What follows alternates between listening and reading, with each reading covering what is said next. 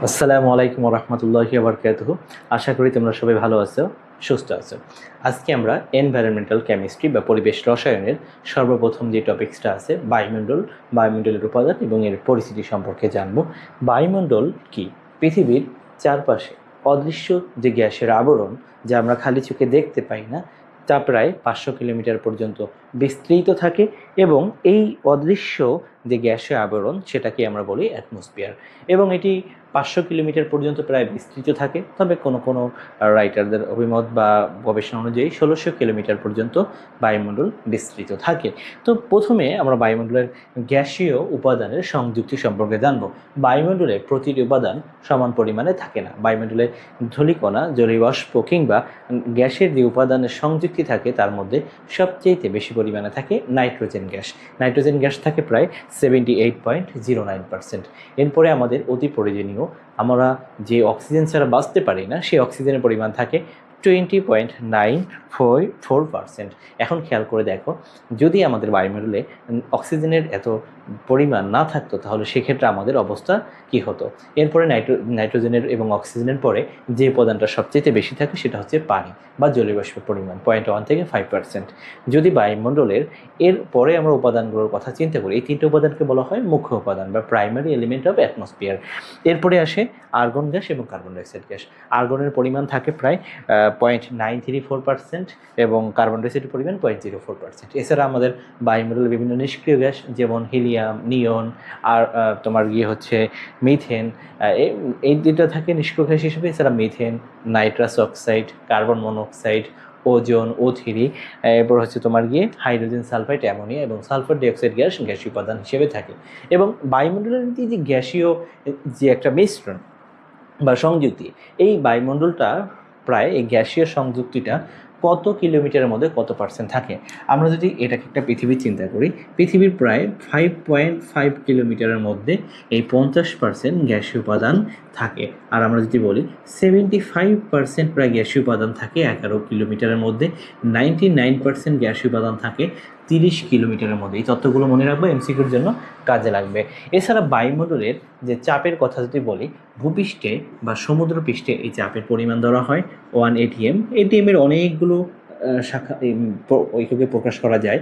তুমি যদি এটাকে মিলিমিটার মার্কারি ঐক্যকে বলো তাহলে 760 মিলিমিটার মার্কারি। আবার তুমি যদি এটাকে কিলো প্যাসকেল ঐক্যকে বলো তাহলে 101 325 কিলো প্যাসকেল। আবার তুমি যদি এই এককটাকে প্যাসকেলকে বলতে চাও তাহলে প্যাসকেলে লিখবা। এখন এই চাপের পরিমাণটা প্রায়, যদি আমি উপরের দিকে যেতে থাকি তাহলে কমতে থাকবে এবং এই চাপের পরিমাণটা 15 কিলোমিটার উচ্চতায় গিয়ে এই চাপের পরিমাণটা দাঁড়ায় হচ্ছে 100 মিলিমিটার মার্কারি। এবং আমি যদি আরও উপরে যেতে থাকি 500 কিলোমিটার উচ্চতায় গিয়ে এই বায়ুমণ্ডলের এই চাপের পরিমাণটা দাঁড়ায় 3 × 10⁻⁷ অ্যাটমসফিয়ার। এখন খেয়াল করে দেখো, এই যে অদৃশ্য অঞ্চল এবং এক একটা স্থানে এক এক রকম চাপ বায়ুমণ্ডল প্রদান করে থাকে বা গ্যাসীয় উপাদানের সংযুক্ত এক এক অঞ্চলে এক এক রকম থাকে। আমরা এবার জানবো বায়ুমণ্ডলের গুরুত্বটা কি। দেখো, বায়ুমণ্ডলের গুরুত্ব আমাদের বেঁচে থাকার জন্য বায়ুমণ্ডল থাকাটা খুবই গুরুত্বপূর্ণ। ধরো বায়ুমণ্ডল পৃথিবীতে নেই, তাহলে কি ঘটনা ঘটতো? বায়ুমণ্ডলের যে উপাদান, জলীয় বাষ্প কিংবা বিভিন্ন গ্যাসের মিশ্রণ বা জৈব অজৈব পদার্থ, এগুলো সূর্যরশ্মি থেকে কি করে, এখানে খেয়াল করো, যখন আমি বায়ুমণ্ডলের সংযুক্তির কথা বলি, এখানে বিভিন্ন যেহেতু গ্যাসীয় উপাদান থাকে, এক নম্বর গুরুত্বের মধ্যে, গুরুত্বগুলো খুবই গুরুত্বপূর্ণ তোমাকে মুখস্থ রাখার জন্য এবং আমাদের বেঁচে থাকার জন্য খুবই গুরুত্বপূর্ণ। ধরো সূর্যরশ্মি পৃথিবীতে আসতেছে, এখন পৃথিবীতে যদি এই জলীয় বাষ্প বা বিভিন্ন গ্যাসের মিশ্রণ যদি এই বায়ুমণ্ডল যদি না থাকতো তাহলে ঘটনা কী ঘটতো? পৃথিবীর গড় তাপমাত্রা -3°C পৌঁছে যেত, যেই তাপমাত্রা আমাদেরকে বেঁচে থাকা সম্ভব না। এখন খেয়াল করে দেখো, এখানে আমি যদি ভুল না বলি তাহলে হ্যাঁ -3°C হতো যদি গ্যাসীয় উপাদানগুলো না থাকতো। এখন গ্যাসীয় উপাদান থাকার কারণে উপকারটা কী হয়? এই জলীয় বাষ্প কণা বা অজৈব পদার্থের যে উপস্থিতি বা বিভিন্ন গ্যাসের মিশ্রণ এই সূর্যরশ্মিগুলোকে শোষণ করে এবং পৃথিবীর গড় তাপমাত্রা প্রায় 15°C পৌঁছে দেয়, যেটা আমাদের বেঁচে থাকার জন্য খুবই দরকার। যদি এখানে বায়ুমণ্ডলের এই উপাদানগুলো না থাকতো বা এই পৃথিবীর চারপাশে যদি বায়ুমণ্ডল না থাকতো তাহলে পৃথিবীর গড় তাপমাত্রা পৌঁছে যেত -30°C, যে তাপমাত্রা আমরা বেঁচে থাকতে পারতাম না। অর্থাৎ ফার্স্ট অফ অল বায়ুমণ্ডলের উপস্থিতি যদি না থাকে পৃথিবীর তাপমাত্রা কমে -30°C চলে যাবে এবং যে তাপমাত্রায় আমরা বেঁচে থাকতে পারবো না। এর জন্য বায়ুমণ্ডল থাকা খুবই সাথে আমাদেরকে বায়ুমণ্ডলের উপাদানগুলো থাকা আমাদের জীবনকে বেঁচে থাকার জন্য, পৃথিবীতে বেঁচে থাকার জন্য খুবই গুরুত্বপূর্ণ। দ্বিতীয় যেটা আমরা বৈশিষ্ট্য বা গুরুত্ব সম্পর্কে জানবো সেটা হচ্ছে এই যে বায়ুমণ্ডলের একটা উপাদান রয়েছে ওজোন, বা উপাদান হচ্ছে কি ওজোন গ্যাস। এটি কি করে, এই ওজোন গ্যাসটা যখন সূর্যের আলোক রশ্মি আসে তার যে ক্ষতিকর প্রভাবটা আছে সেটা থেকে কি করে আমাকে ইউভি আলট্রাভায়োলেট রে থেকে আমাদেরকে রক্ষা করে। এখন খেয়াল করে দেখো, একে আমাকে সূর্যরশ্মির ক্ষতিকর প্রভাব থেকে রক্ষা করতেছে, আবার পৃথিবীর গড় তাপমাত্রা -30 থেকে 15°C নিয়ে আমাদের বসবাসের উপযোগী একটা অ্যাটমসফিয়ার বা তাপমাত্রা বজায় রাখতেছে। তার মানে বায়ুমণ্ডলের গুরুত্ব আমাদের বেঁচে থাকার জন্য খুবই গুরুত্বপূর্ণ।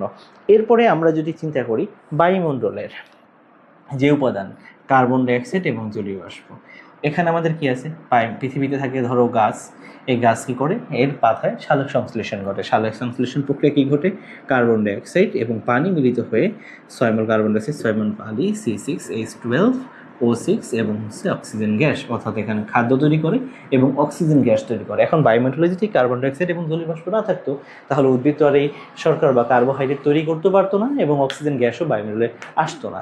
তো এর জন্য আমরা বলতে পারি আমাদের বেঁচে থাকার জন্য এই বায়ুমণ্ডলের গুরুত্ব অপরিসীম। এরপরে আর একটা উপাদান আমরা বলতে পারি নাইট্রোজেন ফিক্সেশন। উদ্ভিদ কী করে, বায়ুমণ্ডলে থাকা নাইট্রোজেন গ্যাসকে নাইট্রেট লবণের মাধ্যমে কী করে, গ্রহণ করে এবং সেটা প্রোটিনে পরিণত করে। অর্থাৎ আমরা বলতে পারি যেমন কার্বোহাইড্রেট এবং প্রোটিনের একটি অন্যতম উৎস বা উপাদান নাইট্রোজেনটার উৎস হচ্ছে কি বায়ুমণ্ডল। সুতরাং বায়ুমণ্ডলের গুরুত্ব অপরিসীম। আমরা পরবর্তী ক্লাসে জানব বায়ুমণ্ডলের বিভিন্ন স্তর সম্পর্কে, ট্রোপোস্ফিয়ার, স্ট্রাটোস্ফিয়ার এবং তোমার মেসোস্ফিয়ার, আয়নোস্ফিয়ার বা ম্যাগনেটোস্ফিয়ার সম্পর্কে আমরা পরবর্তী ক্লাসে জানব। আজকে এ পর্যন্তই, তোমাদের সুস্থতা কামনা করে শেষ করছি। আসসালামু আলাইকুম ওয়া রাহমাতুল্লাহি ওয়া বারাকাতুহু।